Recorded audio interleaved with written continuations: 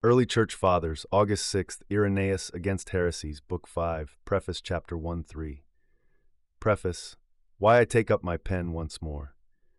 I remind you, beloved companion, that the 4 books already set forth have unmasked every heresy and revealed the Church's pure proclamation that I received from prophets, perfected by Christ, and handed down through the apostles. Having answered their cavils and interpreted many parables, I now gather the remaining words of the Lord and the apostolic letters. I labor so you may stand firm in the faith, reclaim the wandering, and silence those who weave false knowledge. Read the earlier matters with care, then use these present proofs to fling heretical teachings away like refuse and cling to the one faithful teacher, the Word who in love beyond telling became what I am so that he might raise me to share what he is. The true incarnation overthrows every sham. No other way existed for me to learn the Father's mysteries unless his own word took real flesh. Only the one who shares the Father's mind could reveal him. By seeing my teacher's face and hearing his voice, I imitate his deeds and obey his commands, drawing life from the perfect one who precedes all creation. Though fashioned only yesterday, I was foreknown and shaped for immortality, yet apostasy enslaved me unjustly. The mighty Word redeemed his property, not by violence but by wise persuasion, shedding his own blood, soul for soul, flesh for flesh. He poured out the Father's Spirit, uniting God with humanity and granting me enduring immortality through communion with him. Every doctrine that strips Christ of true flesh collapses. If he merely seemed human, the Spirit could not have rested on him, nor could he recapitulate Adam's form and save it. Valentinus wishes to banish flesh from salvation, but I insist that Christ's flesh is my flesh. Ebion too errs, refusing the union of God and man and denying that the Spirit overshadowed Mary. Yet just as God once breathed life into clay, so now the Word and Spirit join Adam's ancient substance, forging a living man anew. In Adam I died, in this spiritual Adam I am made alive. Never did Adam escape God's hands, and now, at the Father's good pleasure, not by fleshly will, those same hands refashion humanity after the divine image. The righteous redemption of what is already mine. I declare the folly of those who claim that the Father covetously invaded a realm not his own, seizing creatures fashioned by another.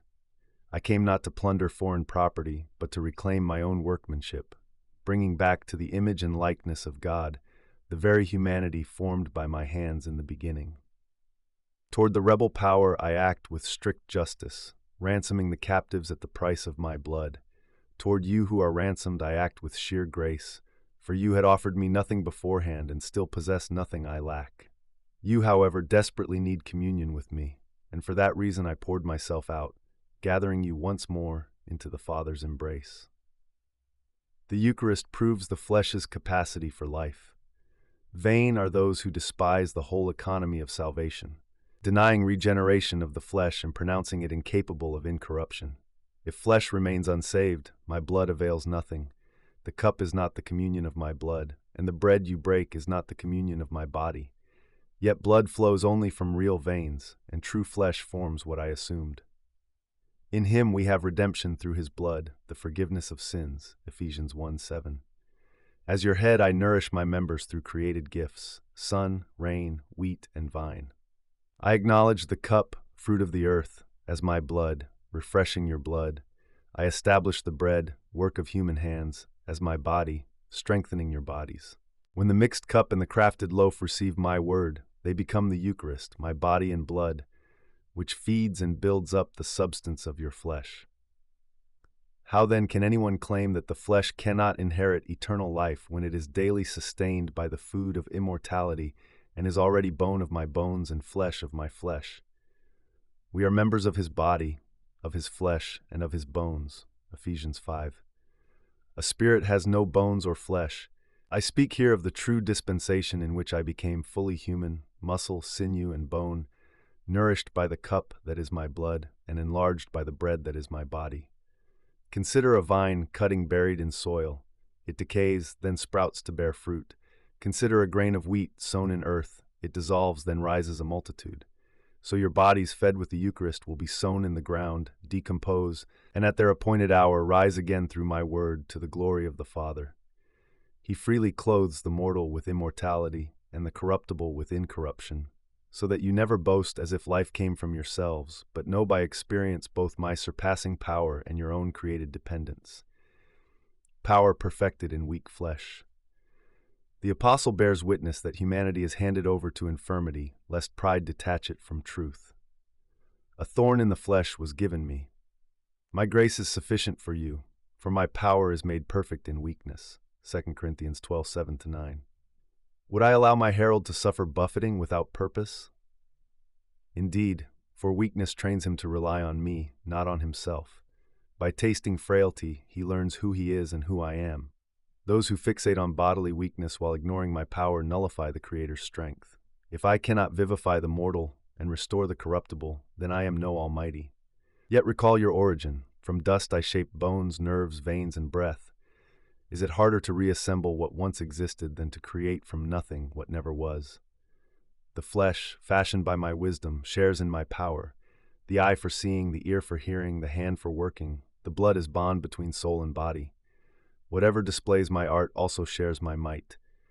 Tell me, you who deny flesh a share in life, do you now live, or are you already dead? Your moving limbs betray that flesh can host life. If the lesser gift of temporal breath animates you, how much more will eternal life quicken the same flesh accustomed to live? Because I hold power to breathe life into what I craft, and because flesh can receive life, nothing bars it from sharing incorruption, the unending life I bestow.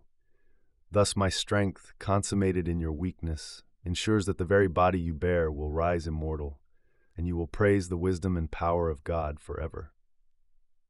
Augustine, The Confessions, Book 11, Chapter 22. Yearning for the light of your mystery. My soul burns to untangle this deep riddle. Good Father, through Christ I beg you, do not lock these everyday yet hidden truths away from my desire. Let them break like dawn under your mercy. To whom should I confess my ignorance more safely than to you, when my tireless probing of your scriptures never wearies you? Give what I love. You have already kindled that love within me. Give, Father, who knows how to give good gifts to your children. Trouble presses on me until you open what I seek. Through Christ, Holy of Holies, let no one distract me. I believed, and therefore I speak. Psalm 116:10. This hope sustains my life, to feast upon the sweetness of the Lord, that I may dwell in your house and gaze on your beauty. Psalm 27:4. The elusive measure of time. You have made my days grow old, and they slip away. I cannot tell how. You have made my days but a handbreadth, and my lifespan is nothing before you. We speak of time and times. How long since he said that? How long since she did this? How long since I saw that? This syllable lasts twice as long as that short one. We speak and hear such phrases. We understand and are understood. They are obvious and familiar, yet the reality they name hides in depths newly discovered each time I try to grasp it. Thomas Aquinas, Summa Theologica, Part 1, Question 105. Article 4, Whether God moves the will directly. Objection. If God acts directly upon the will, freedom must perish, for whatever is compelled cannot be called free. Responsio, I answer that the will is a created power ordered toward the good, yet it cannot attain that good unless the first mover touches it within. When God moves the will, he does not drag it by violence. He sweetly inclines it by making the good lovable so that I choose it of my own accord. Divine motion therefore perfects liberty instead of canceling it, just as sunlight enables the eye to see without forcing it to gaze on any one color. In this way, God remains the primary cause of every free act, while the creature truly acts in freedom. Quick summa. God interiorly moves the will toward the good in a way that strengthens, never destroys, human freedom. Tommy and Calvin's missed high-five. Tommy, curly-haired and quick with Latin phrases, met young Calvin under the elm outside the lecture hall. Both clutched notebooks, eager to solve the mystery of divine motion. Tommy sketched a wheel in the dust. Picture this. My hand gives the first push, but once the spokes spin, the wheel rolls of itself. God inclines the will in the same way. He starts the motion, yet I truly turn. Calvin traced a winding river beside the wheel. Better the brook, Tommy. Its current carries the boat, yet I row. Grace flows first, yet my strokes remain mine. They paused, then laughed in unison. Our images match, Calvin exclaimed. You're a Calvinist, friend. Hardly, Tommy retorted. You, sir, are a Thomist. Calvinist rolls off the tongue, Calvin teased. Tommy shrugged. I concede the branding. They swung their hands for a triumphant high five, missed entirely, and stared at their empty palms. Did we miss, or did God cause us to miss? Calvin asked with a grin. Both, Tommy replied. I like that, Calvin said. They burst into air guitar riffs worthy of Bill and Ted, certain that grace and freedom had just played in perfect harmony.